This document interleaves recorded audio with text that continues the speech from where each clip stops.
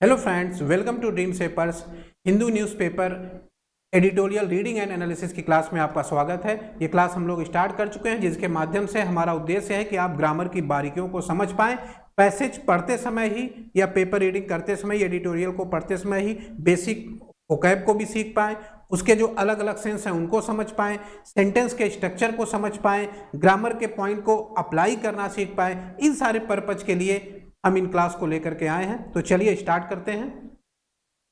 जैसा कि आप ये सेगमेंट देख रहे हैं, मैंने पहले भी आपके साथ डिस्कस किया हुआ है कि जो भी इससे रिलेटेड वोकैब है वो नेक्स्ट पेज पे जब आप जाएंगे तो आपको मिल जाएगी। ये हमने इसलिए दिया हुआ है ताकि आपको अलग से मेहनत करने की आवश्यकता ना पड़े। तो आइए स्टार्ट करते हैं पैसेज को पढ़ना। लिखा हुआ है सेंगोल टाइट रोप। सेंगोल आप जान रहे होंगे अभी काफी ज्यादा चर्चा में रहा है। संसद की स्थापना के संसद के इनॉग्रेशन के समय माननीय प्रधानमंत्री के द्वारा इसको संसद भवन में स्थापित किया गया। तो ये सेंगोल तो हम लोग जान रहे हैं। दूसरा जो वर्ड है टाइट रोप, टाइट रोप क्या सेंस देता है, इसे आप इस तरह से समझ सकते हैं। जैसे आपने एक्रोबैट देखा होगा इस तरीके से कि ये दो बांस के डंडे हैं या दो डंडे लगे हुए हैं, उस पर एक रस्सी ऐसे लगी रहती है और रस्सी के ऊपर एक व्यक्ति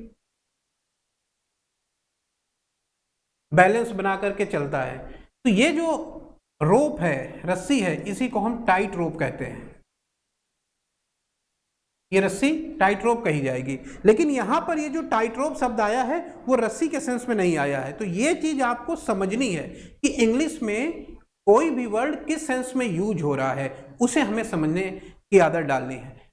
तो यहाँ पे जो टाइट रोप है वो लिया यहीं से गया है कि जैसे देखिए, सोचिए थोड़ा कि कोई रस्सी है, उसके ऊपर कोई व्यक्ति चल रहा है, तो चलने में उसको काफी संतुलन बनाना पड़ेगा, काफी डिफिकल्टी का सामना करना पड़ेगा। और ये एक ऐसी कंडीशन है जिसमें वो कभी भी गिर सकता है अगर उसका बैलेंस थोड़ा भी गड़बड़ हुआ। तो कहने का मतलब एक डिफिकल्ट सिचुएशन, एक कॉम्प्लेक्स सिचुएशन, इस सेंस में यहाँ पे टाइट रोप शब्द को लिखा गया है।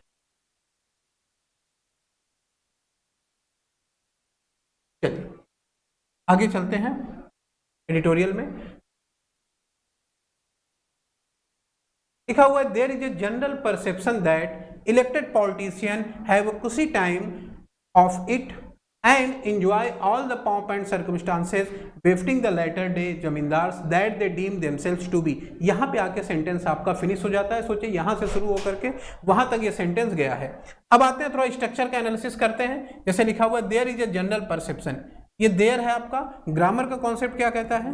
ग्रामर का कॉन्सेप्ट कहता है कि अगर आप देयर से कोई सेंटेंस शुरू हो रहा है, यानी देयर अगर आपका सब्जेक्ट के रूप में आया है और उसके बाद कोई वर्ब लिखी हुई है, तो ये वर्ब देयर के हिसाब से नहीं आएगी, बल्कि अपने बाद में लिखे हुए नाउन या प्रोनाउन इसके हिसाब से यूज की जाएगी। तो इस पॉइंट को समझना है कि देयर के बाद जो वर्ब आती है वो देयर के हिसाब से नहीं, बल्कि उसके बाद में लिखे हुए नाउन या प्रोनाउन के हिसाब से आती है। तो इस सेंटेंस को हम पढ़ें तो देयर, ये जो कॉमा लगा के यस लिखा हुआ है, ये वास्तव में इज लिखा है, और ये इज देयर के हिसाब से नहीं यूज हुआ है, ये इज यूज हुआ है उसके बाद में लिखे हुए नाउन के हिसाब से। और उसके बाद में नाउन क्या है? अ जनरल परसेप्शन, एक सामान्य अवधारणा। और जनरल परसेप्शन ये एक सिंगुलर वर्ड है और सिंगुलर के हिसाब से सिंगुलर वर्ब इज का प्रयोग किया गया है, तो बिल्कुल सही लिखा ही है। दूसरा अ आर्टिकल है, और आपको ये ध्यान देना है कि अगर आर्टिकल अ लिखा हुआ है, ए या एन आर्टिकल आए हैं, तो इनके साथ जो नाउन होगा वो सिंगुलर होना चाहिए। परसेप्शन आपका नाउन है, सिंगुलर वर्ड है, सही लिखा हुआ है। और नाउन की विशेषता एडजेक्टिव बताता है और जनरली उसके पहले या बाद कहीं लिखा रहता है। ये परसेप्शन नाउन है और उसकी विशेषता देखिए जनरल शब्द बता रहा है, एडजेक्टिव की तरह यहाँ पर यूज हुआ है। तो बेसिक आइडेंटिफिकेशन हमने किया वर्ड का कि कोई शब्द किस तरह से लिखा गया है। चलिए, there is a general perception, एक सामान्य अवधारणा है कि यहाँ पे दैट का सेंस हिंदी में की से निकल रहा है, और दैट का सेंस हिंदी में अगर की से निकले तो ये सबऑर्डिनेट कंजंक्शन कहा जाएगा।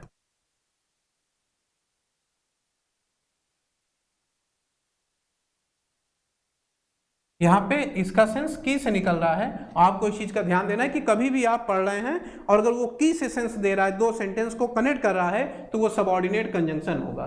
तो there is a general perception that, एक सामान्य धारणा है कि इलेक्टेड पॉलिटिशियंस हैव, यहाँ पे देखें हैव आपकी वर्ब है और वर्ब का सब्जेक्ट उसके पहले लिखा हुआ है, इलेक्टेड पॉलिटिशियंस।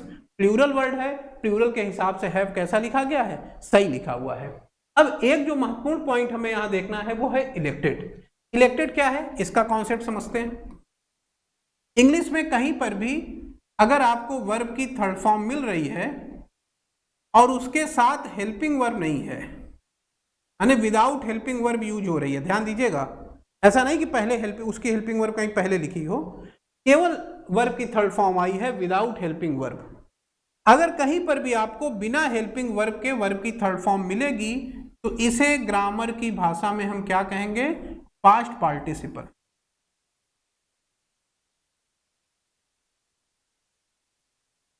कहीं पर भी वर्ब की थर्ड फॉर्म मिलेगी तो ये क्या कही जाएगी, पास्ट पार्टिसिपल कही जाएगी। और ये पास्ट पार्टिसिपल किस रूप में कार्य करेगा, ये काम करता है एडजेक्टिव की तरह।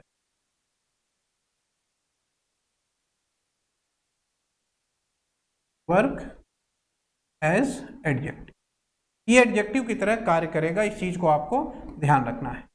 तो यहां पर जैसे देखें इलेक्ट वर्ब है और उसकी थर्ड फॉर्म इलेक्टेड लिखी गई है, और इलेक्टेड अगर वर्ब की थर्ड फॉर्म है तो ये इसके पहले क्या हेल्पिंग वर्ब आया है, आपने कहा नहीं आया है, और नहीं आया है तो हम इसको क्या बोलेंगे, पास्ट पार्टिसिपल। ये पास्ट पार्टिसिपल है और किस रूप में काम कर रही होगी, एडजेक्टिव की तरह कार्य कर रही होगी। चलिए, तो अब अगर एडजेक्टिव की तरह कार्य कर रही है तो आप जान रहे हैं कि एडजेक्टिव का काम क्या है, एडजेक्टिव का काम है किसी नाउन या प्रोनाउन की विशेषता बताना। तो इसका मतलब ये जो इलेक्टेड वर्ड है ये किसी न किसी नाउन या प्रोनाउन के बारे में बता रहा है। और ये देखिए पॉलिटिशियन नाउन है, और इस पॉलिटिशियन के बारे में बताने के लिए उसके पहले ये वर्ब की थर्ड फॉर्म आई हुई है एज ए एडजेक्टिव।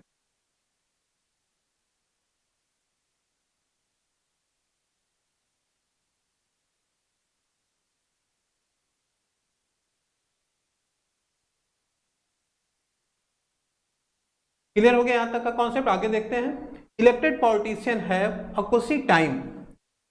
कुशी का क्या सेंस हुआ, इस शब्द कुशल से बना हुआ है, कुशन माने गद्दा हुआ, और आप सभी लोग जान रहे हैं कि नॉर्मल लेटे हुए हैं और गद्दे पे लेटते हैं कुछ डिफरेंस आता है, थोड़ा हल्का आनंद की अनुभूति होती है, थोड़ा मुलायम होता है। तो जो कुशन शब्द है गद्दे के भाव में मुलायम का सेंस देता है, या उसी से बना हुआ कुशी शब्द है एक ऐसी चीज़ों को दर्शाता है जो आपके फेवरेबल हो, जो आपके लिए बेहतर हो। बहुत गर्मी पड़ रही है, आप एसी के अंदर बैठे हुए आराम से सोफे पे, तो कैसा आपको लग रहा है, अच्छा लग रहा है, तो खुशी हो जाएगा।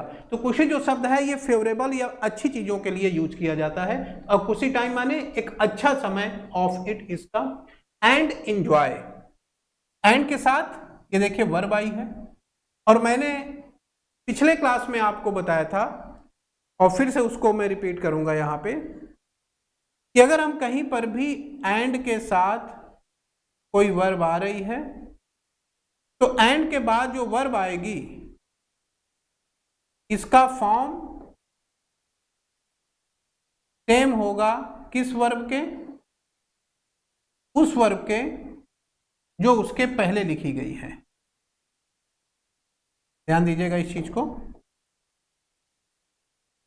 एंड के बाद अगर कोई वर्ब आ रही है तो इस वर्ब का फॉर्म सेम होगा उस वर्ब के जो उसके पहले लिखी गई है, और इस वर्ब का सब्जेक्ट भी पहले वाला ही होगा।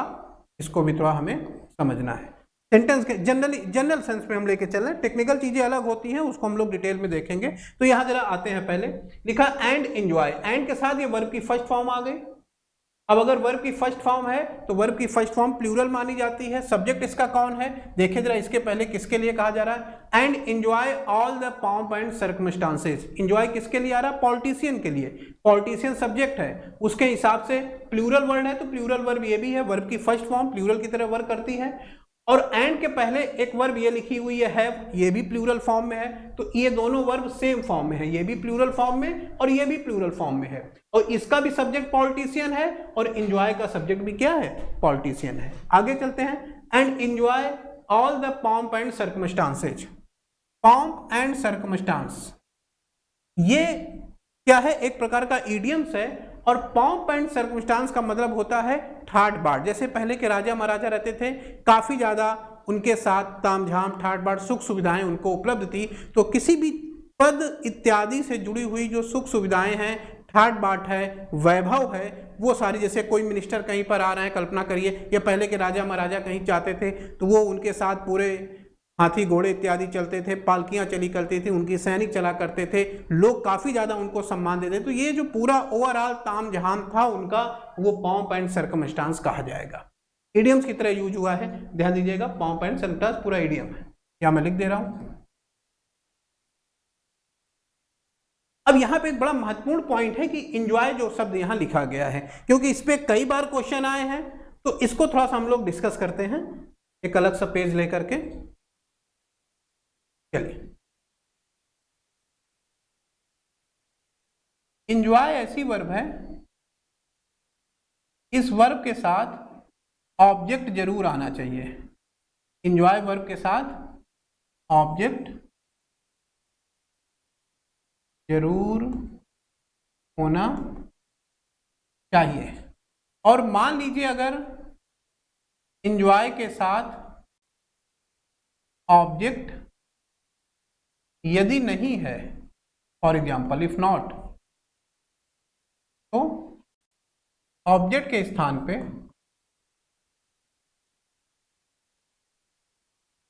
रिफ्लेक्सिव प्रोनाउन का यूज करेंगे।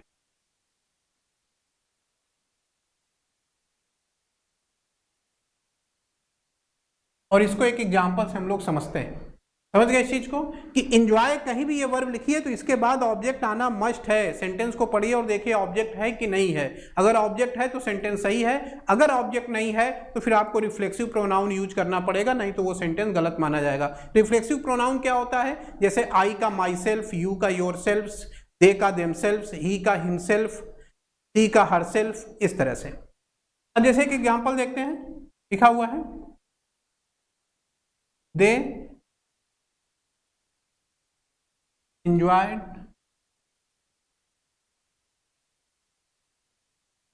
in the party। अब दे enjoyed in the party, यहां देखें enjoy वर्ब है, क्या enjoy किया, इसके ठीक बाद ऑब्जेक्ट नहीं है। अगर ऑब्जेक्ट नहीं है इसमें तो ये सेंटेंस क्या माना जाएगा? गलत माना जाएगा, क्योंकि इसमें ऑब्जेक्ट नहीं है। तो इसका सही क्या बनेगा? सही बनेगा सेंटेंस दे। मैंने आपको बताया कि अगर किसी वर्ब के बाद ऑब्जेक्ट नहीं है तो वर्ब के बाद आपको रिफ्लेक्सिव प्रोनाउन का यूज करना है ऑब्जेक्ट के स्थान पे। तो यहां पे इसके बाद रिफ्लेक्सिव प्रोनाउन आएगा, और दे का रिफ्लेक्सिव प्रोनाउन क्या हो जाएगा? देमसेल्व्स।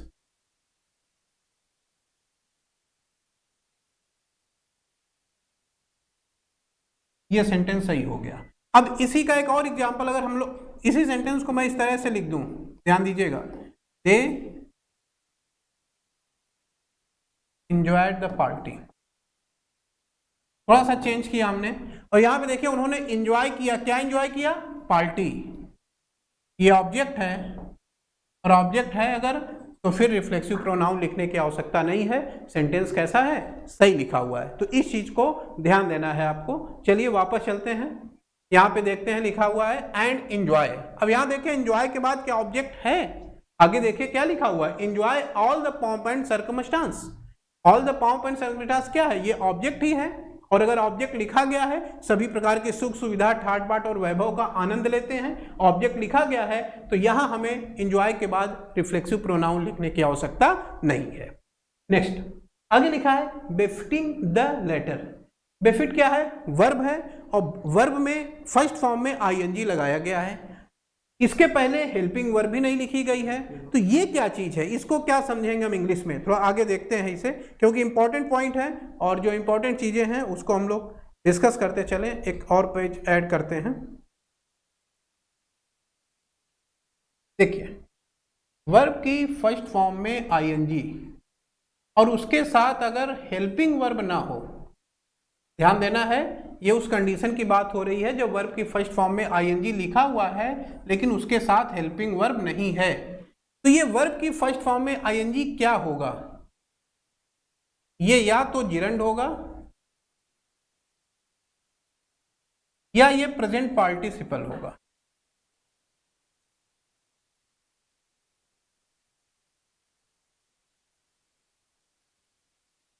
ये वर्ब की फर्स्ट फॉर्म में आएंगी, या तो जिरंड होगी या प्रेजेंट पार्टिसिपल होगी। अब फिर कंफ्यूजन हो गई कि अगर हेल्पिंग वर्ब नहीं है तो ये आईएनजी या तो जिरंड होगी तो और प्रेजेंट पार्टिसिपल होगी, तो कैसे हम पहचानेंगे, कैसे क्वेश्चन आएंगे, तो वो बाकी चीजें तो अभी आगे देखेंगे हम। टेक्निकल डिफरेंस, बेसिक डिफरेंस जान लेते हैं कि अगर ये जिरंड होगा तो ये नाउन की तरह काम करेगा, वर्क एज अ नाउन, और अगर ये प्रेजेंट पार्टिसिपल होगा तो ये एडजेक्टिव की तरह कार्य करेगा, वर्क एज एन एडजेक्टिव। और एक एग्जाम्पल भी देख लेते हैं लगे हाथ, जैसे लिखा हुआ है, मिलता जुलता एग्जाम्पल देते हैं आपको ताकि आप रिलेट कर पाए। जैसे लिखा गया है,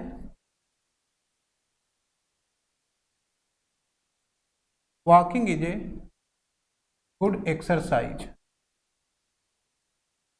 यहां देखें वर्ब की फर्स्ट फॉर्म में आईएनजी, लेकिन क्या इसके पहले हेल्पिंग वर्ब है? नहीं है। और अगर हेल्पिंग वर्ब नहीं है, केवल वर्ब की फर्स्ट फॉर्म में आईएनजी है, तो या तो जिरंड की तरह होगा या प्रेजेंट पार्टिसिपल की तरह। टहलना एक अच्छा व्यायाम है, तो यहां देखिए ये एक गतिविधि एक्शन के नाम को दर्शा रहा है, किसी की विशेषता नहीं बता रहा। और खुद यहाँ नाउन के रूप में, सब्जेक्ट के रूप में, सब्जेक्ट कोई नाउन ही होगा, यहाँ सब्जेक्ट की तरह यूज हुआ है, एज ए नाउन यूज हुआ है, तो ये जिरंड है आपका। अब एक दूसरा एग्जाम्पल देखिए, जैसे लिखा हुआ है, where is my walking stick. और वॉकिंग स्टिक, स्टिक आपका नाउन है, वॉकिंग शब्द वर्ब की फर्स्ट फॉर्म में आईएनजी, इस स्टिक के बारे में बता रहा है। छड़ी, स्टिक माने छड़ी, वॉकिंग किसके लिए आ रहा है? स्टिक के लिए, कि कौन सी छड़ी? टहलने वाली छड़ी। तो यहाँ जो वॉकिंग शब्द है इस स्टिक की विशेषता बता रहा है, एडजेक्टिव की तरह आया है, और एडजेक्टिव की तरह आया है तो ये क्या हो जाएगा? Present party. ये पॉइंट क्लियर हो गया आप लोगों को कि वर्ब की फर्स्ट फॉर्म में आएंगी, विदाउट हेल्पिंग वर्ब आ रही है तो या तो जिरंड होगी या प्रेजेंट पार्टिसिपल होगी। कैसे समझेंगे? उसके यूज को देखेंगे कि क्या वो नाउन के तरह यूज हो रहा है तो जिरंड हो गया, अगर किसी नाउन की विशेषता बता रहा है, एडजेक्टिव की तरह कार्य कर रहा है, तो प्रेजेंट पार्टिसिपल कहा जाएगा। बाकी टेक्निकल चीजें अभी आगे हम लोग देखेंगे, अभी शुरुआत में बेसिक चीजों पे फोकस करते हैं। एंड बेफिटिंग द, बेफिट क्या हुआ? किसी फिट से बना हुआ, अगर कोई चीज आपके फिट है यानी वो चीज आपको सूट कर रहा है, एकदम सही सटीक बैठा हुआ आपके लिए, तो बेफिट माने किसी चीज के लिए उपयोगी होना, किसी चीज को सूट करना, या किसी चीज के साथ उसके अनुसार फेवरेबल होना। And enjoy all the pomp and circumstances, और उन सभी सुख सुविधाओं का आनंद लेते हैं या वैभव का आनंद लेते हैं, ठाट बाट का आनंद लेते हैं। बेफिटिंग, जो कि फिट बैठता था, जो उनके अनुरूप होता था। किसके अनुरूप होता था? द लेटर डे जमींदार, बाद के सालों यानी बाद के वर्षों में जो जमींदार हमारे देश में उभरे उनके लिए। तो बेफिटिंग जो शब्द है ये किसके लिए यूज हो रहा है? पॉम्प एंड सर्कमस्टांसेज के बारे में बता रहा है कि पॉम्प एंड सर्कमस्टांसेज, बेफिटिंग जो कि सूट करता था द लेटर डे जमींदार, बाद के वर्षों के जमींदारों को, दैट जो या जिसे, दे डीम देमसेल्व्स टू बी, जिसे वे कल्पना करते थे कि उनके लिए ऐसा होना चाहिए। यहां पे देखें दैट शब्द आया है, थोड़ा ध्यान से देखेंगे क्योंकि दैट पहले भी आया था और वहां मैंने आपको दैट का मीनिंग हिंदी में की बताया था और बताया था ये सबऑर्डिनेट कंजंक्शन है।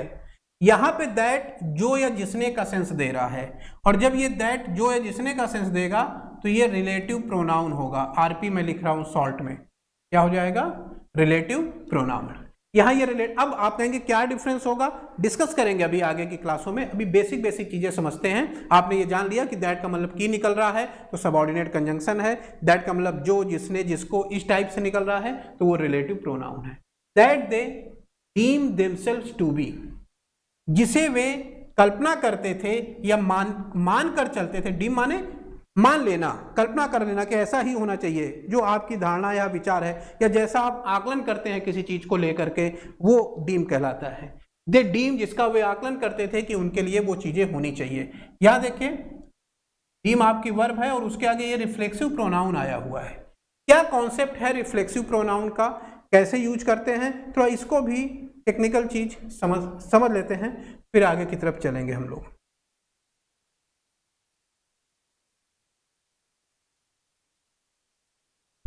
किसी सेंटेंस में सब्जेक्ट है, वर्ब है, ऑब्जेक्ट है।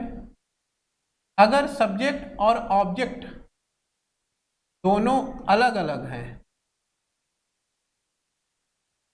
सब्जेक्ट ऑब्जेक्ट अलग हैं, तो ऑब्जेक्ट की जगह ऑब्जेक्टिव केस आएगा। और अगर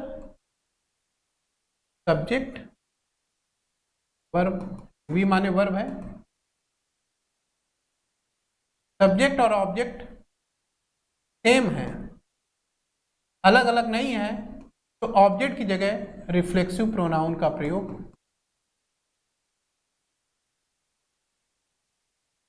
क्या मतलब है, एग्जांपल से समझते हैं। जैसे सोहन ने मुझे मारा, वर्ब मारना है, मारने वाला सोहन है, मार खाने वाला मैं हूं। सब्जेक्ट और ऑब्जेक्ट दोनों अलग अलग हैं, तो सब्जेक्ट ऑब्जेक्ट दोनों अलग अलग हैं, तो यहां पे ऑब्जेक्टिव केस का प्रयोग करेंगे।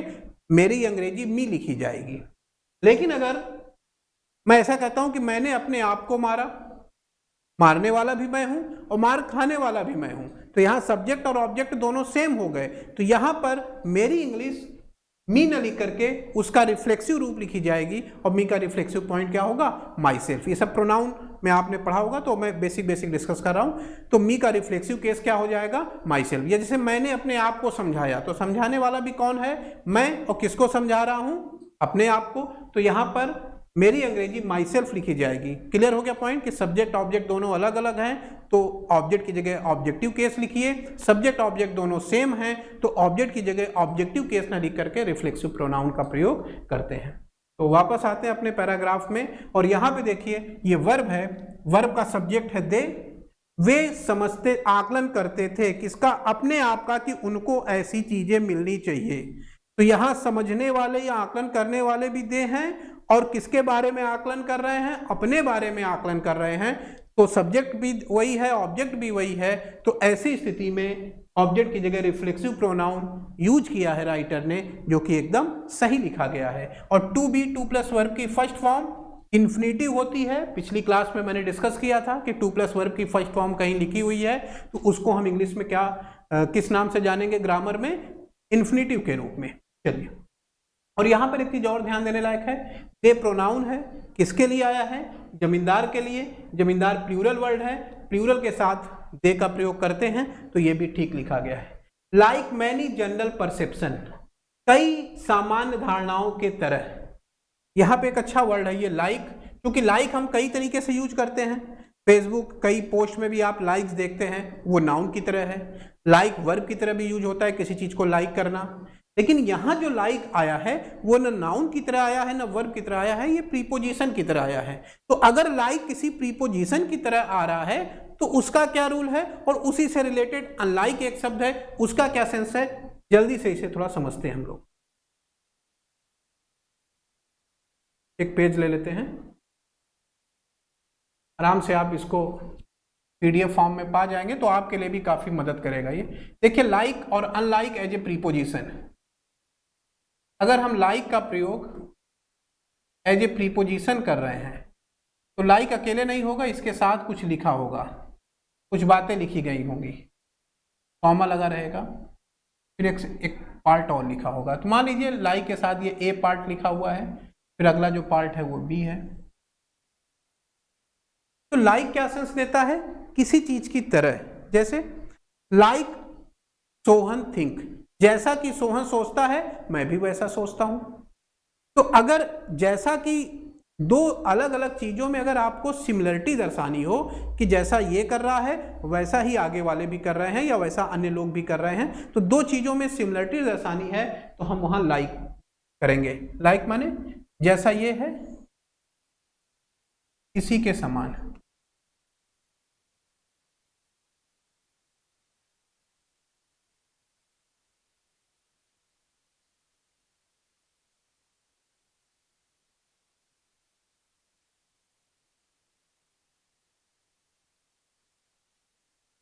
पहला वाला जो पार्ट है उसकी तरह अगर कोई बात कही जा रही है तो लाइक होगी। अब दूसरा एक वर्ड है अनलाइक, ये भी प्रीपोजिशन है, इसको भी ऐसे यूज करते हैं कि मान लीजिए ये पार्ट है, कॉमा लगा करके बी पार्ट लिखा गया है, इसके द्वारा जो बताया जा रहा है इसके इससे अलग, यानी डिफरेंट फ्रॉम या इन अपोजिशन ऑफ, या इसके विपरीत। जो पहले पार्ट बताया गया है उससे अलग अगर आप कोई बात बता रहे हैं, जैसा कि अन्य लोग सोचते हैं मैं उससे अलग सोचता हूं, तो पहले कोई जो बातें बताई गई हैं उससे अपोजिट या उससे अलग, डिफरेंट फ्रॉम यानी अपोजिशन टू समथिंग, तो किसी से एकदम अलग चीज बता रहे हैं या उससे अपोजिट में कोई चीज बता रहे हैं, तो आप प्रीपोजिशन के रूप में अनलाइक का यूज करेंगे। वापस चलते हैं अपने पैराग्राफ पे। देखिए लाइक मैनी जनरल परसेप्शन, अब देखिए लाइक के साथ ये पार्ट हो गया ना, और फिर यहां से अलग है, ये सेंटेंस आपका शुरू हो गया, दिस व्यू और our politician is like many general perception, कई सामान्य अवधारणाओं की तरह, परसेप्शन माने धारणा, विचार, किसी चीज को लेकर के जो आपका एक सामान्य विचार है, आपको लगता है कि एसएससी का एग्जाम टफ होता है तो ये एक आपका परसेप्शन है, आपको लगता है कि ये राज्य सही नहीं है, लोग ठीक नहीं हैं, तो ये आपका एक परसेप्शन है। तो किसी भी चीज को लेकर के आपकी जो एक धारणा या विचार है वो हम परसेप्शन कहते हैं। लाइक मैनी जनरल परसेप्शन, कई सामान्य अवधारणाओं की तरह ही this view of our politician, हमारे राजनेताओं का यह नजरिया, इज वर्ब है और इसका सब्जेक्ट है, उसके पहले लिखा हुआ this view of our politician. और मैंने पिछली क्लास में आपको बताया था कि अगर आपका वर्ब के पहले आपका सब्जेक्ट लिखा हुआ है और उसमें प्रीपोजिशन आया है तो जो प्रीपोजिशन के पहले आएगा वो आपका सब्जेक्ट होगा। यहाँ देखिए this view of our politician, ये पूरा वर्ड है और इस पूरे वर्ड में प्रीपोजिशन ऑफ लगाया गया है, तो आपका सब्जेक्ट पॉलिटिशियन नहीं होगा, क्योंकि सब्जेक्ट प्रीपोजिशन के बाद वाला वर्ड ना होकर के प्रीपोजिशन के पहले वाला वर्ड होता है। तो यहाँ आपका सब्जेक्ट हो जाएगा दिस व्यू। ये जो दिस व्यू शब्द है ये आपका सब्जेक्ट की तरह कार्य कर रहा है और उसके हिसाब से क्योंकि सिंगुलर वर्ड है तो ये सिंगुलर इज लिखा गया है, सही है। This view of our politician is justified, हमारे राजनेताओं का ये नजरिया भी जस्टिफाई होता है या सही, जस्टिफाई माने सही ठहराना किसी चीज को, बट नॉट विदाउट एक्सेप्शंस, लेकिन अधिक अपवादों से अलग, विच गो, जो कि जाते हैं, go to prove the rule, जो कि इस तरह के नियम को सिद्ध करते हैं, एंड और one of these exceptions has been, यहाँ हैज आपकी वर्ब है और उसका सब्जेक्ट है वन ऑफ दीज एक्सेप्शंस। यहाँ भी देखिए प्रीपोजिशन ऑफ लिखा हुआ है, तो मैंने आपको बताया था कि वर्ब के पहले अगर जो शब्द आ रहा है सब्जेक्ट आपका, उसमें अगर प्रीपोजिशन लिखा हुआ है तो सब्जेक्ट प्रीपोजिशन के पहले आने वाला शब्द होगा, ना कि प्रीपोजिशन के बाद में आने वाला शब्द। सामान्य केसों में यही होता है, कुछ अपवाद अगर है तो वो आगे हम लोग डिस्कस करेंगे। तो यहाँ पर प्रीपोजिशन ऑफ के पहले वन लिखा हुआ है, वन माने सिंगुलर शब्द, सिंगल के साथ हैज लिखा जाता है, सही लिखा हुआ ये सेंटेंस। ध्यान दीजिएगा यहाँ दीज एक्सेप्शन आपका सब्जेक्ट नहीं होगा, क्योंकि वन ऑफ दीज एक्सेप्शन ये पूरा एक्सप्रेशन है, इस पे प्रीपोजिशन ऑफ आ रहा है और रूल कहता है कि प्रीपोजिशन के पहले वाले को आप सब्जेक्ट की तरह ट्रीट करेंगे। तो यहाँ हैज आपका सिंगुलर है, वन के हिसाब से लिखा गया है। One of these exceptions has been highlighted, इन अपवादों में से एक अपवाद को हाईलाइट किया गया है by the nation wide controversy, राष्ट्रव्यापी, कंट्रोवर्सी माने विवाद, कोई मुद्दा जिसपे काफी ज्यादा अलग अलग राय हो लोगों की, जैसे समान सिविल संहिता अभी चल रहा है, यूनिफॉर्म सिविल कोड, उस पर काफी ज्यादा विवाद चल रहा है। आज पुरुष फिल्म को लेकर के, उसके पहले पठान फिल्म आई थी, उसको लेकर के काफी कंट्रोवर्सी हुई थी। तो कोई ऐसा विषय, कोई फिल्म, कोई भी चीज इसको लेकर के लोगों की राय अलग अलग है, that is called controversy. Nation wide controversy raging around the ancient sceptre, rage क्या है, वर्ब की फर्स्ट फॉर्म में आईएनजी लगा के लिखा गया है। आपको ये ध्यान देना है कि जो रेज वर्ड है, रेज वर्ड इंग्लिश में दोनों तरह से यूज होता है। रेज आपका नाउन भी है और ये आपका वर्ब भी है, और नाउन के रूप में या वर्ब के, नाउन के रूप में एंगर को शो करता है, गुस्से या क्रोध को दर्शाता है, और वर्ब के रूप में होगा तो गुस्सा दिखाना, क्रोध करना, किसी चीज पे बहुत ज्यादा अगर बहस हो रही, कोई चीज बहुत ज्यादा चर्चा का विषय बनी हुई है, हंगामा काफी हो रहा है, तो वो भी रेज कहलाएगा। तो यहाँ पे वर्ब के रूप में आया है कंट्रोवर्सी, विवाद, और जो विवाद है तो वो बहुत शांत नहीं होगा, काफी ज्यादा वो फैलेगा, इसीलिए रेज वर्ड का यूज किया गया है। रेजिंग माने विवाद जो कि फैल रहा है, जिसपे काफी ज्यादा हल्ला गुल्ला शोर शराबा मचा हुआ है, और वर्ब की फर्स्ट फॉर्म में आईएनजी है। अभी आपको मैंने बताया था वर्ब की फर्स्ट फॉर्म में आईएनजी अगर आ रहा है विदाउट हेल्पिंग वर्ब, यहां देखिए रेजिंग के आगे हेल्पिंग वर्ब नहीं लिखी हुई है, तो अगर वर्ब की फर्स्ट फॉर्म में आईएनजी विदाउट हेल्पिंग वर्ब आ रही है तो वो या तो जिरंड होगी या प्रेजेंट पार्टिसिपल होगी। हमें आइडेंटिफाई करना है कि नाउन की तरह कार्य कर रहा है कि एडजेक्टिव की तरह। नाउन की तरह कार्य करेगा तो जिरंड कहा जाएगा, एडजेक्टिव की तरह कार्य करेगा तो प्रेजेंट पार्टिसिपल कहा जाएगा। यहां देखिए रेजिंग जो शब्द है वो कंट्रोवर्सी के बारे में बता रहा है कि नेशन वाइड कंट्रोवर्सी, राष्ट्रव्यापी विवाद। रेजिंग माने जो कि फैला हुआ है, अराउंड, समझ गए? तो यहां प्रेजेंट पार्टिसिपल की तरह यूज हुई है क्योंकि कंट्रोवर्सी के बारे में बता रही है। नेशन वाइड कंट्रोवर्सी, राष्ट्रव्यापी विवाद। रेजिंग जो कि फैला है, अराउंड द एंशिएंट सेप्टर, किसी चीज के बारे में अबाउट भी यूज करते हैं, अराउंड भी यूज करते हैं। Around the ancient sceptre, sceptre क्या हुआ? राजदंड।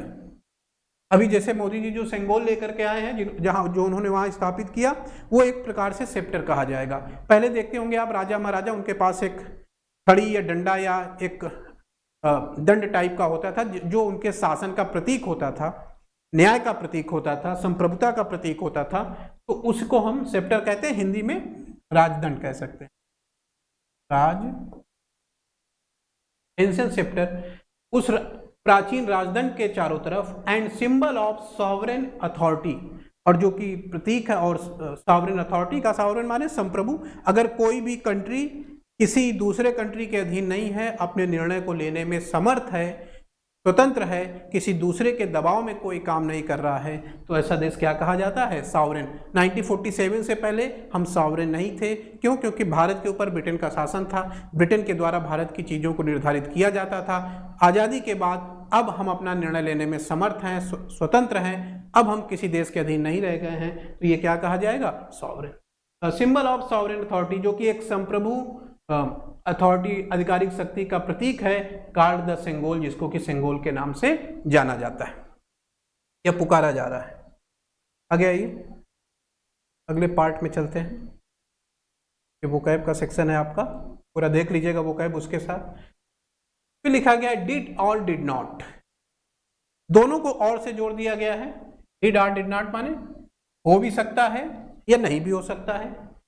क्या चीज हो सकती है या नहीं भी हो सकती है?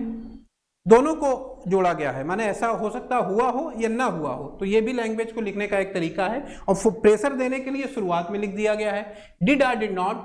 माउंटबेटन इन 1947, पता नहीं माउंटबेटन ने 1947 में ऐसा किया या नहीं किया। क्या किया या नहीं किया?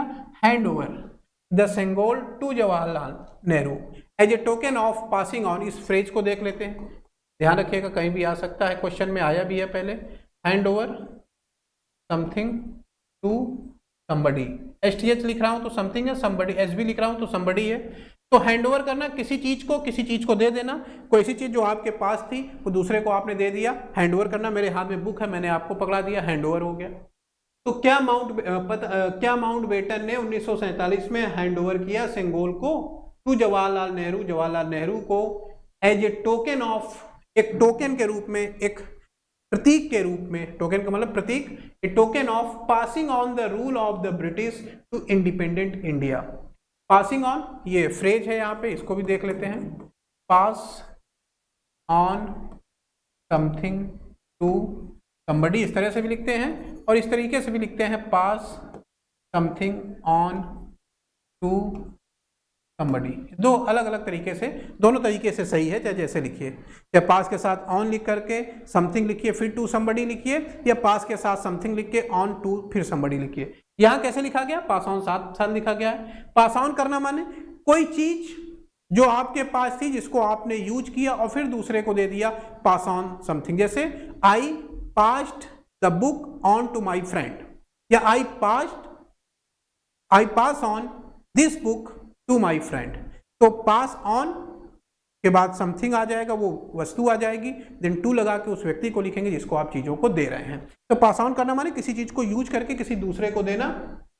सेंटेंस कह रहा है as a token of passing on the rule, एक टोकन के रूप में, एक प्रतीक के रूप में ब्रिटिश के शासन को pass on, the rule of British to independent India, British शासन को पास ऑन किया गया, किसको? स्वतंत्र भारत को।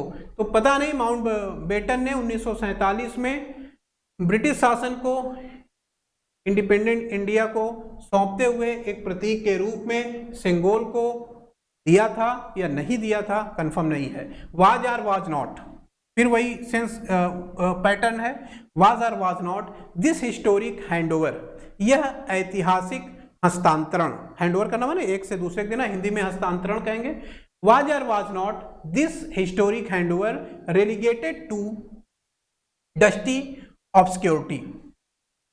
अब यहां देखिए दिस वर्ड आया हुआ है और आप जानते हैं कि दिस और दैट, इनके साथ अगर कोई नाउन आ रहा है तो वो नाउन कैसा होगा, सिंगुलर। तो यहां पे देखिए दिस के साथ जो नाउन हैंडओवर लिखा गया है वो कैसा है, सिंगुलर नाउन आया है, तो ठीक लिखा गया है। इस पे भी क्वेश्चन आता है, इसे भी आपको ध्यान देना है। तो was or was not this historic handover, पता नहीं कि ये जो ऐतिहासिक हस्तांतरण है इसने relegated to dusty obscurity. Obscurity का क्या सेंस हुआ, अस्पष्टता, कोई चीज अगर क्लियर नहीं है तो उसको हम ऑब्सक्योर कहेंगे। तो अब यहाँ पे राइटर ने ये वर्ड देखिए कैसे किस स्टाइल में यूज किया या क्या भाव देने के लिए यूज किया है कि ये जो सेंगोल का मैटर है ये कंफर्म नहीं है, माने स्पष्ट नहीं है कि पता नहीं उन्होंने दिया या नहीं दिया, तो इसलिए उसने ऑब्सक्योरिटी कर दिया कि अस्पष्ट है। और डस्टी क्यों है, डस्टी इसलिए है क्योंकि इतना ज्यादा विवाद उसके सामने फैला हुआ है। ये आज के लोकतंत्र में क्या राजतंत्र की चीजों को लाना सही है या नहीं सही है, तो अलग अलग तरीके के विचारों के कारण ये डस्टी है, माने इसका जो अवधारणा है वो सही नहीं है, क्लियर नहीं है, साफ नहीं है, और अस्पष्ट इसलिए है कि पता नहीं ऐसा हुआ या नहीं हुआ। तो ये कह रहा है कि क्या ये ऐतिहासिक हस्तांतरण रेलिगेटेड, रेलिगेट माने गिवन, प्रदान करना, देना किसी चीज को, गिव का सिनोनिम्स हो जाएगा। This historic handover relegated to dusty obscurity, कि क्या ये ऐतिहासिक हस्तांतरण एक धुंधले अस्पष्टता की तरफ ले जाता है। एंड ट्रीटेड एज ए, और ट्रीट किया जाता है किस रूप में, as a disregarded walking stick by the Congress leader until resurrected and with the due solemnity of high and holy ritual installed to inaugurate the official opening of the new parliament building। यहाँ पे आके sentence हमारा close हो जाता है। अब एक एक करके समझते हैं इसको। ट्रीट एज ए डिसरिगार्डेड, तो इस चीज को भी ध्यान देना है, इस पे भी क्वेश्चन आया है। ट्रीट समथिंग या somebody एज समथिंग, ठीक है, ट्रीट समथिंग एज समथिंग इस तरीके से, या somebody भी ले सकते हैं, दोनों तरह से आप यूज कर सकते हैं। तो यहाँ ठीक लिखा हुआ है treated as a disregarded, regard verb है और वर्ब रिगार्ड का मतलब किसी को रिस्पेक्ट देना, किसी को सम्मान देना। रिगार्ड के पहले डिस लगा देंगे, जैसे कल मैंने आपके साथ डिस्कस किया था कि कुछ ऐसे प्रीफिक्स हैं जो वर्ड के पहले जोड़ने पर निगेटिव सेंस देते हैं। जैसे कल हम लोगों ने पिछली क्लास में हमने देखा था टाई अनटाई, कवर अनकवर, उसी तरीके से डिस वर्ड है, निगेटिव सेंस देता है। क्वालिफाई और डिसक्वालीफाई, क्वालिफाई करना माने आप क्वालिफाई करके डिसक्वालीफाई हो गए तो निगेटिव सेंस आ जाएगा। तो उसी तरीके से रिगार्ड करना माने किसी को सम्मान देना, और डिसरिगार्ड करना माने उसको महत्व न देना। और यहाँ पे देखिए डिसरिगार्डेड वर्ब की थर्ड फॉर्म है, लेकिन इसके पहले हेल्पिंग वर्ब नहीं है, और हेल्पिंग वर्ब नहीं है तो ये किस रूप में आया है, पास्ट पार्टिसिपल के रूप में। और पास्ट पार्टिसिपल अभी मैंने बताया था आपको एडजेक्टिव की तरह काम करती है और किसी न किसी नाउन के पहले लिखी जाती है। और यहाँ नाउन क्या है, ये देखिए वॉकिंग स्टिक, उसने कॉमा में लिखा भी हुआ है। डिसरिगार्डेड माने उपेक्षित, भाई डिसरिगार्ड का हिंदी क्या सेंस होगा, उपेक्षित।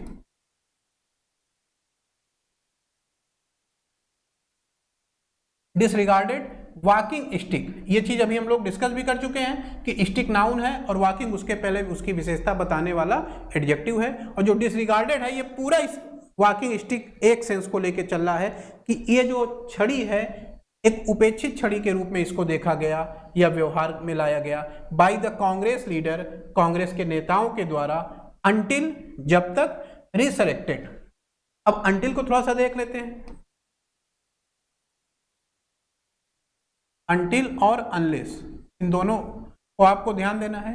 अंटिल जहां टाइम को शो करता है और वहीं अनलेस कंडीशन को शो करता है।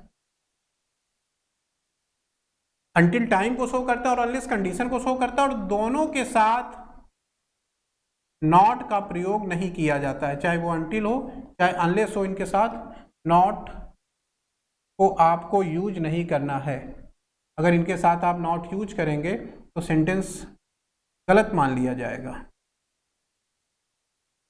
तो ये दो पॉइंट हमने देखे कि अनटिल अनलेस के साथ नॉट नहीं आएगा, और डिफरेंस क्या है कि अनटिल टाइम को दर्शा रहा, अनलेस कंडीशन को दर्शा रहा है। तो अब सोचा, देखिए जो मैं पॉइंट बता रहा हूं तो इससे ग्रामर के हिसाब से आपको चीजों को देखना है कि कोई सेंटेंस कहीं लिखा हुआ है अनटिल आ रहा है तो वो टाइम के हिसाब से है कि नहीं है, अनलेस है तो कंडीशन को दर्शा रहा है कि नहीं दर्शा रहा है, अगर कर रहा है तो सही लिखा हुआ है। आगे देखते हैं। अनटिल रिसरेक्टेड, रिसरेक्ट का क्या मतलब हुआ? रिसरेक्ट वर्ब है, उसकी थर्ड फॉर्म लिखी हुई है। री जिसके साथ हम जोड़ते हैं तो उस चीज को दोबारा से सामने आने को दर्शाता है। जैसे एक एग्जांपल देखिए, मान लीजिए कहीं लिखा हुआ है डाई, डाई माने कलर करना, और अगर आपने री डाई लिख दिया तो दोबारा से कलर करना, रिपीट दोबारा से बोलना। तो उसी तरीके से ये रिसरेक्ट शब्द है, ऐसी चीजें जिनको पहले, जो कभी पहले बहुत ज्यादा प्रचलन में थी लेकिन महत्वहीन हो गई थी, उनको दोबारा से महत्व प्रदान करना। माने ऐसी चीजें जो बैकग्राउंड में चली गई हैं, जिन पे आज चर्चा नहीं हो रही है, और वापस दोबारा से उस पर अगर हम चर्चा कर रहे हैं तो वो रिसरेक्ट कहा जाएगा। तो ये जो वॉकिंग स्टिक है, एक उपेक्षित, जिसको कांग्रेस के नेताओं ने कोई महत्व नहीं दिया था, ये कब? अनटिल रिसरेक्टेड, जब तक ये दोबारा फिर से महत्व में नहीं आ गई। एंड विद द ड्यू सॉलेमनिटी, सॉलेमनिटी क्या सेंस होगा? सॉलेमनिटी दर्शाता है सीरियसनेस को, सीरियसनेस इसका सिनोनिम्स हो जाएगा। किस तरीके से सीरियसनेस? इसका भाव समझना है कि बहुत सारे ऐसे काम हम करते हैं या बहुत सारी ऐसी परिस्थितियां होती हैं जहां पर आपको आपका मजाकिया अंदाज या हल्का फुल्का अंदाज पसंद नहीं किया जाता, वहां आपसे अपेक्षा की जाती है कि आप अपने विचार में और अपने व्यवहार में सीरियसनेस या गंभीरता का परिचय दें, और उन्हीं सारी चीजों के लिए सॉलेमनिटी एक बेहतर वर्ड की तरह यूज किया जा रहा है। आप किसी पद की शपथ ले रहे हैं तो ये अपेक्षा की जाएगी तो आप वहां पे सीरियसनेस दिखाएं, सॉलेमनिटी दिखाएं। या कहीं पर किसी व्यक्ति की मृत्यु हो गई, उसके शोक समारोह में आप गए हैं तो भी आपसे अपेक्षा की जाएगी कि आप सॉलेमनिटी दर्शाएं। तो सॉलेमनिटी गंभीरता को दर्शाता है। और ड्यू सॉलेमनिटी, ड्यू किस तरीके से यूज करते हैं? देखिए ड्यू कई सेंस में है। एक तो जैसे मान लीजिए आप कहीं काम कर रहे हैं और आपका पेमेंट नहीं दिया उसने, तो आपका पेमेंट क्या है? ड्यू है, बकाया है। दूसरा ड्यू सेंस उन चीजों के लिए यूज करते हैं जिसको जितना महत्व देना चाहिए, अगर आप उतना महत्व दे रहे हैं तो वो ड्यू हो जाएगा। जैसे ड्यू ऑनर माने जिसको जो सम्मान देना चाहिए उतना सम्मान आपने दिया। ड्यू रिस्पेक्ट यूज भी हम लोग करते हैं, विद ड्यू रिस्पेक्ट, मतलब आपके पूरे सम्मान के साथ। तो ड्यू जो शब्द है वो किसी शब्द के साथ आकर के ये दर्शाता है कि ये चीज जितना महत्व देना चाहिए उतनी है। तो विथ ड्यू सॉलेमनिटी माने पूरा का सेंस आएगा, हिंदी में लेंगे तो पूरी गंभीरता के साथ। ऑफ हाई, लेकिन ये पूरा अलग सेंस में मैंने भी आपको बताया। विद ड्यू सॉलेमनिटी, पूरी गंभीरता के साथ। Of high and holy ritual, किस चीज की गंभीरता थी? हाई माने काफी ज्यादा, होली माने पवित्र, रिचुअल माने रीति रिवाज। हमारे हिंदू धर्म में देखिए विवाह हो रहा है तो ऐसा नहीं कि अचानक से विवाह हो जाएगा, पूरी उसकी प्रक्रिया है, पूरा सिस्टम है, वो मंत्र इत्यादि, 7 फेरे और बाकी सारी जो प्रक्रियाएं हैं, ये जो पूरा ढांचा है वो रिचुअल कहा जाएगा। या अभी वो जो सेंगोल स्थापित किया गया संसद में, तो ऐसा नहीं कि माननीय प्रधानमंत्री जी ने ले जाकर के ऐसे उसको रख दिया, पूरा तामझाम हुआ, मंत्र उच्चारण और भी जो पूरी प्रक्रियाएं उसके साथ अपनाई गई, तो वो जो पूरा ढांचा या सिस्टम है रिचुअल कहा जाएगा। Of high and holy ritual installed to inaugurate, रुकते हैं और थोड़ा समझते हैं। टू के साथ वर्ब की फर्स्ट फॉर्म, और पहले भी हम लोग डिस्कस कर चुके हैं कि टू के साथ वर्ब की फर्स्ट फॉर्म लिखी हुई है तो क्या है? इन्फिनिटिव है। हिंदी में अगर आप उसको समझ रहे हैं तो ना लगा करके अर्थ निकालें। इनॉग्रेट करना माने शुभारंभ करना किसी चीज का।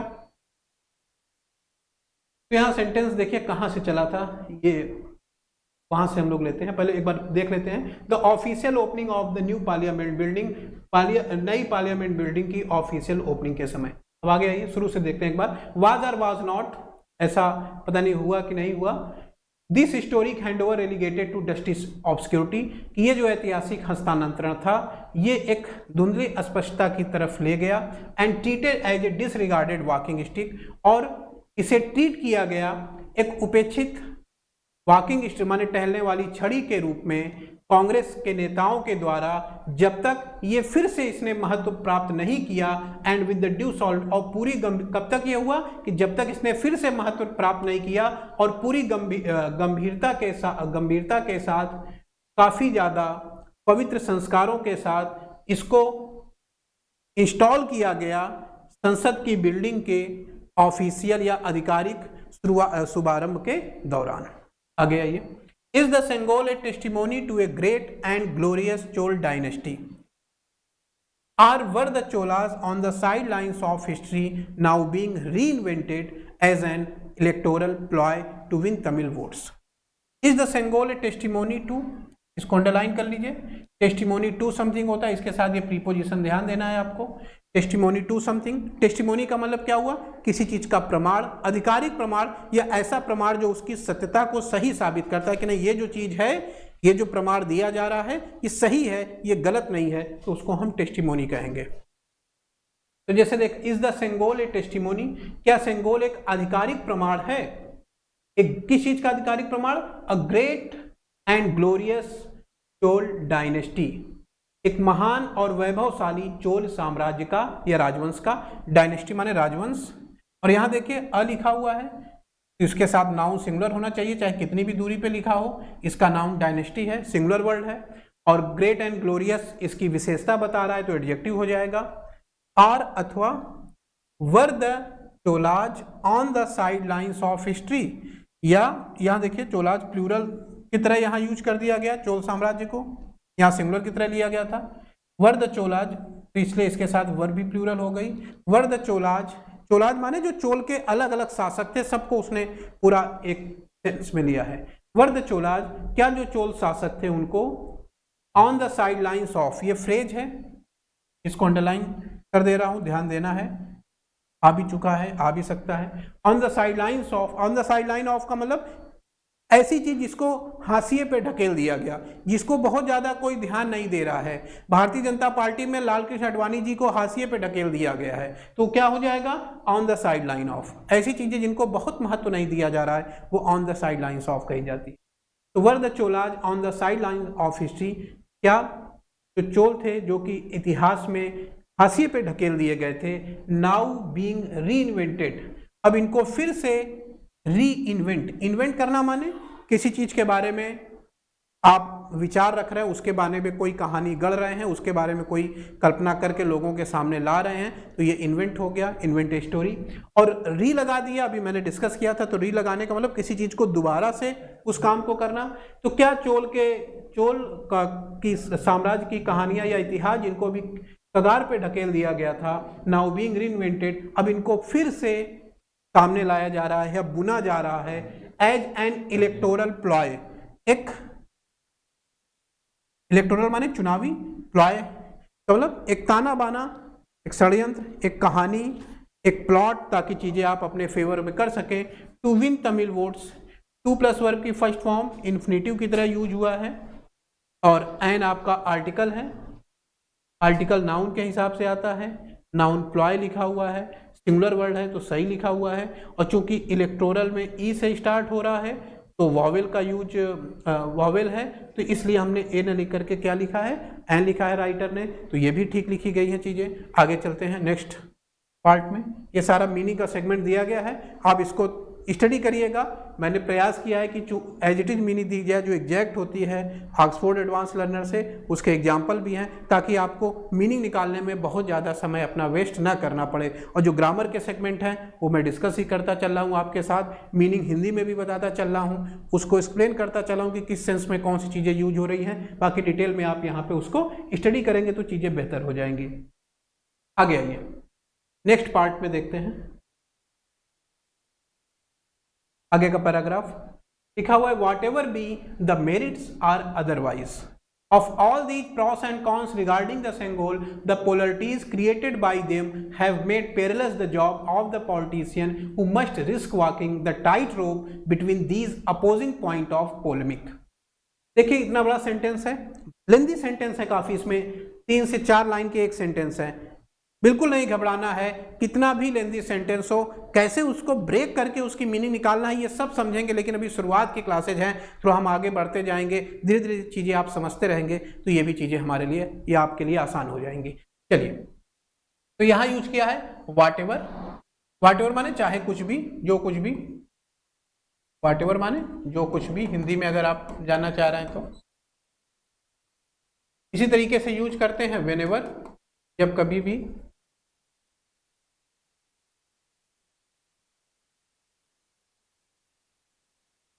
ठीक है। व्हाटएवर बी, चाहे जो कुछ भी हो, द मेरिट्स, मेरिट माने क्वालिटीज, क्वालिटी का सिनोनिम्स है। व्हाटएवर बी द मेरिट, चाहे जो कुछ भी क्वालिटीज हो या गुण हो, आर अदरवाइज, ये एक अच्छा वर्ड है, इडियम्स है जिसको हम लोग देखने का प्रयास करेंगे। पहले अदरवाइज को समझते हैं, फिर और अदरवाइज को देखते हैं। तो अदरवाइज किस तरह से यूज करते हैं, जैसे आपने एक बात बताई, अगर मान लीजिए ए पार्ट में कुछ कहा आपने और फिर उसका आप निगेटिव परिणाम बताना चाह रहे हैं, तो अदरवाइज लिख करके तो आगे आप बताएंगे, माने इसका, इस कार्य का, ये जो वर्क है, इस वर्क का रिजल्ट, और वो रिजल्ट ज्यादातर नकारात्मक सेंस में होता है। जैसे भाई ये काम, ये सलाह मैं आपको दे रहा हूं, मान लीजिए, अन्यथा आपका नुकसान हो सकता है। तो अदरवाइज के साथ जो सेंटेंस हम लिखते हैं वो पहले बताई गई बात का जनरली नेगेटिव सेंस लेके चलता है और उसके रिजल्ट को दर्शाता है। ये तो अदरवाइज की कहानी हुई, लेकिन यहां लिखा हुआ है और अदरवाइज। तो और अदरवाइज किस तरह से यूज करते हैं, देखिए, एक पार्ट कुछ भी लिखा हुआ है, इसको ए मान लेते हैं, और उसके साथ जब आप और अदरवाइज ऐसे जोड़ के लिखते हैं तो ये सेंस देता है इस चीज के अलग या इसके विपरीत, माने डिफरेंट फ्रॉम या इन अपोजिशन टू। पहले जो बात बताई गई उसके साथ और अदरवाइज आपने जोड़ दिया है, तो इसका मतलब उससे अलग बातें बताई जा रही हैं या उसके विपरीत बातें बताई जा रही हैं। तो यहां सेंटेंस में जरा मीनिंग निकालें, व्हाटएवर बी द मेरिट्स, चाहे जो कुछ भी अच्छाइयां हो, आर अदरवाइज या उसके विपरीत यानी अच्छाइयां ना हो, of all these pros and cons, these plural word के साथ आता है। देखिए प्रॉस एंड कॉन्स, नाउन्स को प्लूरल में लिखा गया है। प्रॉस एंड कॉन्स क्या होता है, किसी भी चीज के एडवांटेज भी होते हैं, डिसएडवांटेज भी होते हैं, इडियम्स है, माने प्रॉस माने एडवांटेज, कॉन्स माने डिसएडवांटेज, माने किसी चीज की अच्छी बातें और उसकी खराब बातें, अच्छाई और बुराई दोनों, लाभ और हानियां। तो चाहे जो कुछ भी उसके अंदर गुण हो या ना हो, of all these pros and cons, इन सभी एडवांटेज और डिसएडवांटेज का, रिगार्डिंग माने के संबंध में, इन रिलेटेड टू, रिगार्डिंग माने के संबंध में, रिगार्डिंग द सेंगोल, सेंगोल के संबंध में, the polarities created by them. इस चीज को भी थोड़ा समझना है, छोटा सा ग्रामर का पॉइंट है, देख लेते हैं।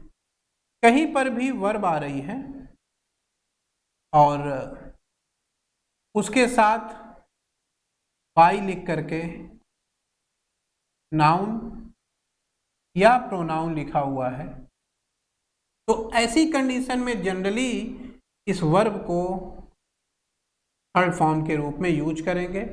और मान लेते हैं कि अगर इसके साथ हेल्पिंग वर्ब ना हुई तो फिर ये वर्ब की थर्ड फॉर्म क्या हो जाएगी, अभी हमने डिस्कस किया था, पास्ट पार्टिसिपल हो जाएगी।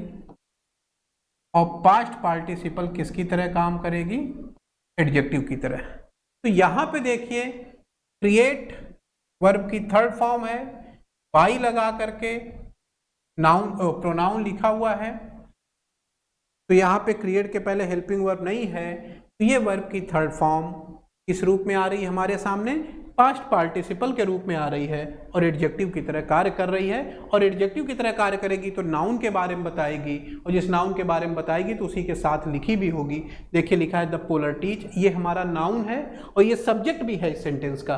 पोलरिटीज माने ध्रुवीकरण, पोलर आप जानते होंगे ना, नॉर्थ पोल साउथ पोल, दो अलग अलग ध्रुव हैं, तो उसी से पोलर शब्द बना, उसी से पोलरिटीज, ध्रुवीकरण। द पोलरिटीज, ये जो ध्रुवीकरण है, ध्रुवीकरण यहाँ से किस सेंस में यूज हो रहा है कि जो लोगों को अलग अलग विचारधाराओं में बांटा जा रहा है। द पोलरिटीज, ये ध्रुवीकरण, क्रिएटेड बाई देम, उनके द्वारा जो क्रिएट किया गया है, रचित किया गया है, हैव मेड। अब हैव का सब्जेक्ट कौन है, हैव का सब्जेक्ट देम नहीं है, ध्यान दीजिएगा, देम तो बाई से जुड़ा हुआ है, बाई का पार्ट है, इसका सब्जेक्ट है पोलरिटीज, ये यहां लिखा हुआ है। ये सब आइडेंटिफिकेशन करना अभी आगे हम लोग सीखेंगे। ये सब्जेक्ट हो गया, ये इतना फ्रेज है जो कि पोलरिटीज के बारे में बता रहा है, और इस सब्जेक्ट की वर्ब ये लिखी हुई है हैव। पोलरिटीज हैव मेड, इस ध्रुवीकरण ने बना दिया है, क्या बनाया, have made perilous the job of the politician, have made, perilous माने डेंजरस, पेरिलस का सिनोनिम्स क्या हो जाएगा, डेंजरस, खतरनाक, खतरों से भरा हुआ, इसने खतरनाक बना दिया है the job of the politician, राजनेताओं के कार्यों को, who must risk walking the tight rope between these opposing point of polemic. यहां पे देखिए रिस्क लिखा गया है और उसके साथ वर्ब की फर्स्ट फॉर्म में आईएनजी, इस स्ट्रक्चर को भी ध्यान देते हैं, रिस्क के साथ हम लोग जब वर्ब लिखेंगे तो वर्ब की फर्स्ट फॉर्म में आईएनजी लगा के लिखते हैं। ध्यान देना, ये स्ट्रक्चर पूछा जा चुका है एग्जाम में, एसएससी और बैंकिंग दोनों ही जगहों पर। रिस्क के साथ जब भी वर्ब लिखेंगे आईएनजी लगा के लिखेंगे।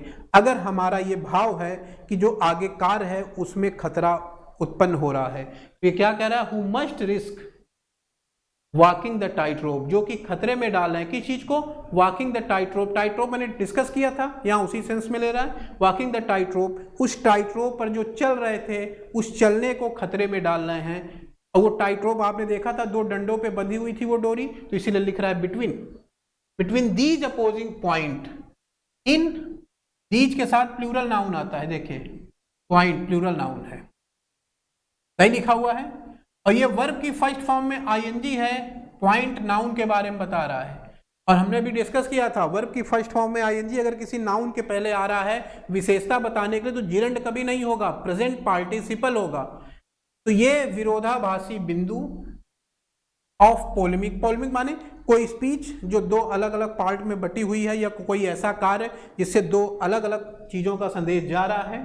तो that who must risk walking the tight रोप, जो कि उस रस्सी पर या टाइट रोप पर चलने को, अपने चलने को खतरे में डालते हैं। और टाइट रोप के बारे में बता रहे कि जो टाइट रोप है between these opposing point of polemic, इस स्पीच के इन दो विरोधाभासी बिंदुओं के बीच में। Until it stormed its way, जब तक it stormed its way into media headlines। देखिए फ्रेज की तरीके कैसे लैंग्वेज यूज कर रहा है writer. Until it stormed its way, storm माने तूफान होता है, उसे मिलता जुलता है। तो स्टॉर्म इट्स वे माने तूफान की तरह अपना रास्ता बताना, यानी कि कोई चीज बहुत तेजी से अगर चल रही है तो स्टॉर्म इट्स वे, इस सेंस में लिखा हुआ है। Until it stormed its way, जब तक इसने बहुत तेजी से अपना रास्ता नहीं बनाया। कहाँ स्टॉर्म किया, इनटू मीडिया हेडलाइंस, मीडिया की हेडलाइन में। जब तक इसने मीडिया के हेडलाइंस में अपना रास्ता बहुत तेजी से नहीं, यानी बहुत तेजी से मीडिया में यह चर्चा में नहीं आया, जब तक I might not have known, मुझे भी इन चीजों की जानकारी नहीं थी, या मैं भी नहीं जान सकता था, ए सेंगोल फ्रॉम ए स्ट्रिजिल, मानी सेंगोल को मैं स्ट्रिजिल से बहुत ज्यादा अलग नहीं जानता था। जब तक ये चीज नहीं थी तब तक मैं भी एक सेंगोल को एक स्ट्रिजिल से ज्यादा नहीं जानता था। और स्ट्रिजिल क्या चीज है बताया है उसने, ए लॉन्ग हैंडल्ड इम्प्लीमेंट, एक लंबा, इम्प्लीमेंट माने एक डंडा टाइप का समझ लीजिए, एक उपकरण टाइप का, एक लंबी हैंडल वाला डंडा, वही छड़ी जैसा, long handle implement, used by people, जो लोगों के द्वारा प्रयोग किया जाता था। और देखिए फिर देखिए वर्ब स्ट्रक्चर मिलाइए, ये वाला स्ट्रक्चर, वर्ब उसके बाद बाई और फिर नाउन। वर्ब बाई नाउन का स्ट्रक्चर है, तो वर्ब कौन से फॉर्म में होगी, थर्ड फॉर्म में होगी, बिल्कुल सही है। क्या उसके साथ हेल्पिंग वर्ब है, नहीं है, तो पास्ट पार्टिसिपल होगी, एडजेक्टिव की तरह कार्य करेगी और उस नाउन की विशेषता बताएगी। तो किसके बारे में बता रही है, a long handle implement, implement आपका यहाँ नाउन है, उस नाउन के बारे में बता रही है कि ये जो इम्प्लीमेंट है, एक उपकरण समझिए, एक छड़ी समझिए, यूज्ड बाय पीपुल, जिसको लोग यूज करते थे, टू स्क्रैच, स्क्रैच करना माने खुजलाना, स्क्रैच कार्ड आता है जिसको आप हाथ से ऐसे रगड़ते हैं, साफ हो जाता है, कुछ लिखा रहता है उस पर। तो टू प्लस वर्ब की फर्स्ट फॉर्म इन्फिनेटिव है, सही लिखा गया है, टू स्क्रैच, जिसको लोग खुजलाने के लिए यूज करते थे, देयर बैक, अपनी पीठों को। और यहां देखिए देयर आ रहा है, प्रोनाउन है, और प्रोनाउन हमेशा नाउन के लिए आता है। तो सेंटेंस में कहीं पे भी प्रोनाउन लिखा हुआ है तो आप एकदम न्यूट्रल मत होइए, एक्टिव हो जाइए कि देखिए ये प्रोनाउन आया है तो कौन इसका नाउन है, और क्या ये नाउन के हिसाब से सही लिखा हुआ है कि नहीं लिखा हुआ है। एसएससी आपको इसमें भी फंसा सकती है, तो इस चीज को ध्यान देना है।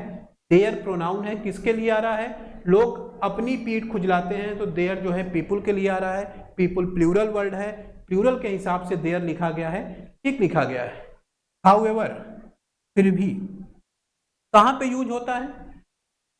हाउएवर जनरली जो है ऐसी जगहों पर यूज किया जाता है जहां पे आप किसी तरीके की बातें बता रहे हैं, उससे थोड़ा अलग बताने लगे, उससे थोड़ा विपरीत बताने लगे, तो आप हाउएवर का यूज करेंगे।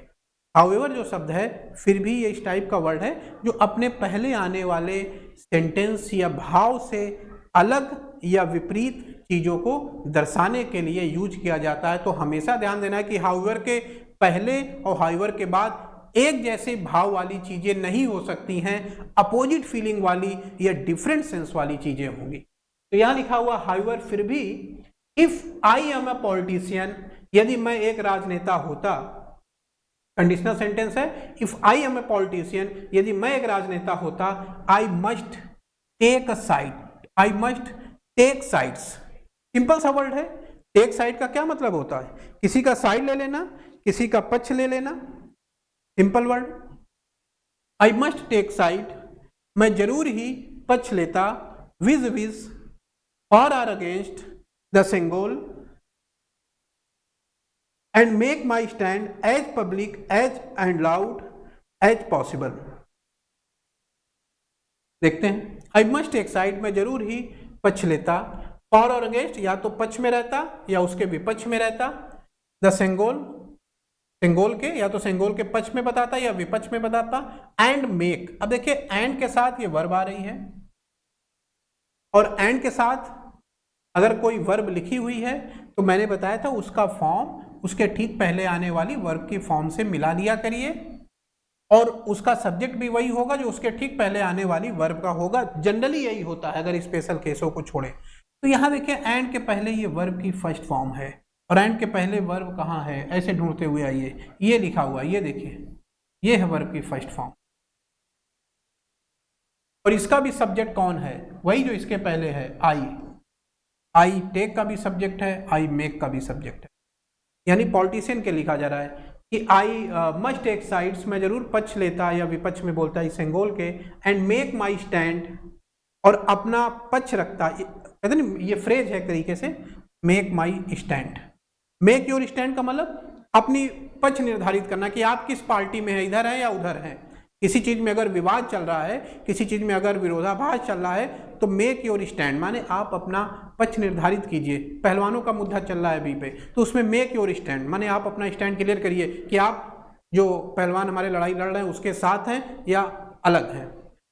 तो एंड मेक माई स्टैंड, मैं अपने स्टैंड को बनाता, as public and loud as possible, माने पब्लिक भी करता, सार्वजनिक रूप से लोगों से कहता, एंड लाउड माने जितना जोर शोर से हो सकता था उतनी जोर शोर से अपनी बातें करता, एज पॉसिबल माने जैसा कि संभव हो सकता है, एज पॉसिबल माने जैसा संभव हो सकता था उतना मैं सार्वजनिक रूप से और काफी जोर शोर से अपनी बातों को रखता।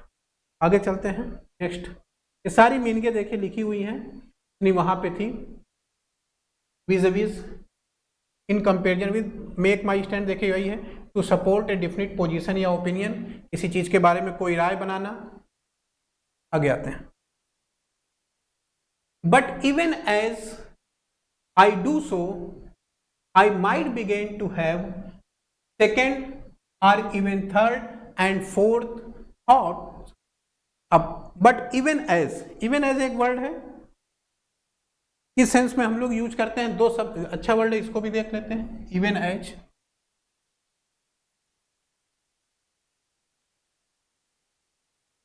और एक वर्ड है आपका इवन दो,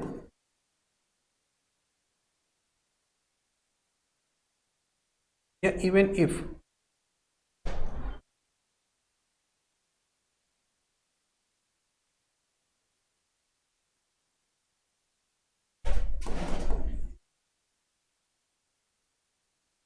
इवन एज का मतलब कोई काम हो रहा है, जब आप कर रहे हैं उसी समय कोई और भी काम हो रहा है, तो उसको हम इवन एज के सेंस में यूज करेंगे, यानी just at the same time as someone does the something, माने कोई व्यक्ति कोई काम कर रहा है, ठीक उसी समय कुछ और चीज हो गई, माने आपने किसी चीज के बारे में बोलना शुरू किया या किसी और ने किसी चीज के बारे में बोलना जैसे ही शुरू किया वैसे आपने भी कह दिया, या आपने कुछ करना शुरू किया उस समय किसी दूसरे ने भी कर दिया। तो इवन एज दर्शाता है कि कोई काम ठीक उसी समय हुआ जैसे जिस समय कोई और कार्य कर रहा था। तो just at the same time, ठीक उसी समय, माने अगर एक कार्य हो रहा है उसी के साथ दूसरा भी हो, या उसी के दौरान दूसरा कार्य या उसी के समय दूसरा कार्य हो, just at the same time.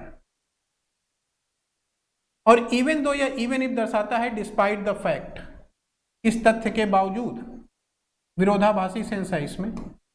Even though माने जहां पे आप अपोजिट सेंस देना चाहेंगे वहां पे आप इवन दो या इवन इफ का यूज करेंगे, जहां पे सेंस आएगा डिस्पाइट द फैक्ट, इस तथ्य के बावजूद, यानी के बावजूद के सेंस में आप इवन दो या इवन इफ लिखेंगे। और जब कोई कार्य हो रहा है उसी के समय दूसरा कार्य हो रहा है, just at the same time, उस सेंस में आप इवन एज का लिखेंगे।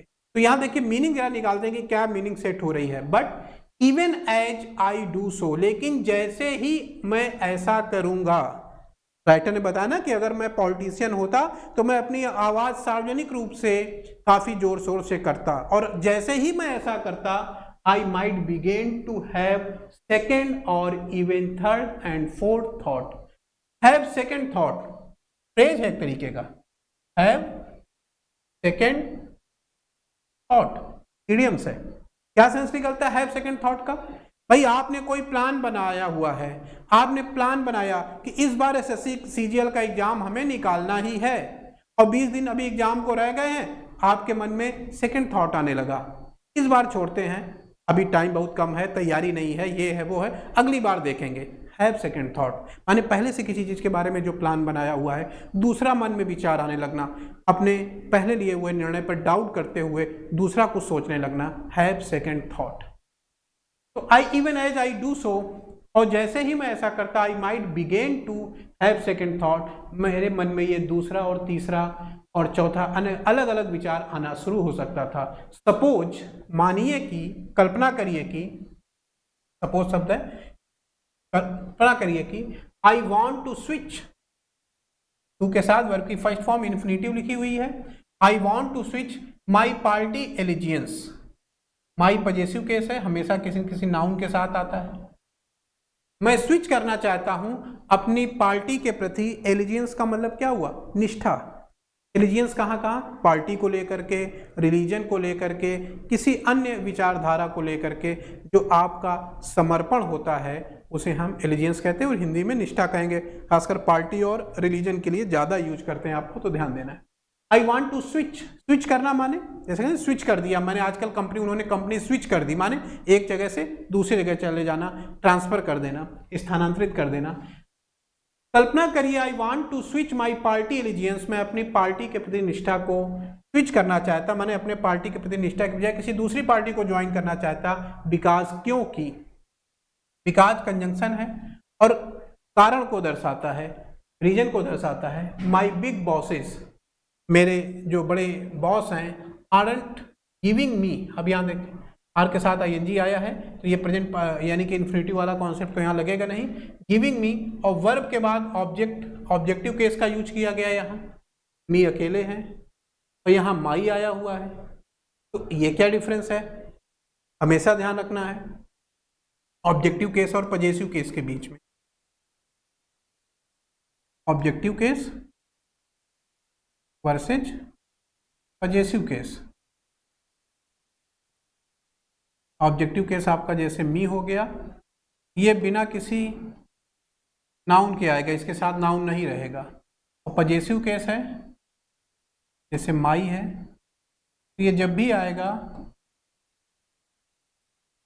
किसी न किसी नाउन के साथ आएगा। नाउन के साथ लिख रहे हैं तो पजेसिव केस लिखिए, बिना नाउन के लिख रहे हैं ऑब्जेक्टिव केस लिखेंगे वर्ब के बाद। तो इसीलिए जहां पर हम लोग थे वापस देखते, ये टू स्विच वर्ब ये भी है, भले इन्फिनेटिव है, इसके बाद लिखा हुआ है, लेकिन मी नहीं लिखा गया। सोचने वाली बात है, क्यों नहीं लिखा गया? क्योंकि माई पार्टी एलिजियंस, यहाँ जो माई शब्द है अकेले नहीं है, पार्टी एलिजियंस ये जो नाउन है उसके साथ लिखा हुआ है, तो नाउन के साथ लिखा गया है तो पजेसिव केस में होगा, सही लिखा गया है। यहाँ पे मी किसी नाउन के साथ नहीं जुड़ा है, अलग है ये, इसलिए ऑब्जेक्टिव केस में लिखा गया है। गिविंग मी द इम्पोर्टेंस, आगे नाउन है, महत्व, आई फील, जिसे मैं महसूस करता हूं, आई डिजर्व, कि मैं इसके लिए डिजर्व करता हूं। आगे आइए, should I then do an about turn, about turn का मतलब कंप्लीट चेंज, किसी चीज के बारे में अपनी पूरी तरीके से व्यवहार, अपना प्लान या अपना बिहेवियर चेंज कर देना अबाउट टर्न कहलाता है, कंप्लीट चेंज। अबाउट टर्न समझ गए, मीनिंग आगे लिखी होगी, कंप्लीट चेंज योर प्लान और योर बिहेवियर, माने अपने प्लान या अपने व्यवहार में जो पूरी तरीके से आमूल चूल बदलाव है। नीतीश कुमार जी भाजपा के साथ है, कुछ और ही बोल रहे हैं, दूसरी पार्टी में गए तो उनका एकदम क्या हो गया, अबाउट टर्न हो गया, एकदम अलग भाषा बोलने लगे। तो ये जो बदलाव है प्लान में, बिहेवियर में, बोलचाल में, that is called about turn, आमूल चूल बदलाव। Should I then do an about turn, क्या मैं पूरी तरीके से मुझे बदल जाना चाहिए तब। एंड और टोटली, देखें टोटल एडजेक्टिव और उसमें एलवाई लगा हुआ है, एडवर्ब है, जब भी एडवर्ब आए तो आप भी कुछ एक्टिव होइए, देखिए जरा किसके लिए आ रहा है और सही लिखा है कि नहीं लिखा हुआ है। ऐसे ही क्वेश्चन एग्जाम में पूछ लिए जाते हैं। टोटली किसके लिए आया है, टोटली रिवर्स माई पोजीशन, रिवर्स वर्ब है, और आप जानते हैं कि वर्ब की विशेषता एडवर्ब से बताते हैं, तो इसलिए वर्ब के हिसाब से ये एडवर्ब कैसा लिखा हुआ है, सही लिखा हुआ है, टोटली रिवर्स, पूरी तरीके से मैं बदल दूंगा। क्या बदल देना चाहिए पूरी तरह से, माई पोजीशन, अपनी पोजीशन को। यहाँ फिर देखिए माई पजेसिव केस है और उसके साथ नाउन आया हुआ है, सही लिखा हुआ ये कॉम्बिनेशन। ऐसे ऑब्जर्व करते रहेंगे तो आपको रूल अलग से लर्न करने की आवश्यकता नहीं पड़ेगी, एक समझ डेवलप होगी। सो दैट कंजंक्शन है, ताकि के सेंस में यूज करते हैं, किसी चीज के परिणाम को दर्शाएगा कि क्या मुझे अपनी पोजीशन बदल देनी चाहिए, ताकि क्या हो, आई बी वुड, वू करना माने किसी चीज अट्रैक्ट करना, अट्रैक्ट का सिनोनिम्स है वू। आई बी वुड, मुझे अट्रैक्ट किया जाए बाय द अदर साइड, दूसरे अन्य पक्षों के द्वारा। और अथवा टू प्ले इट सेफ, या मैं सुरक्षित तरीके से खेलूं, टू प्लस वर्ब की फर्स्ट फॉर्म इन्फिनेटिव है, आगे कई बार डिस्कस कर चुके हैं।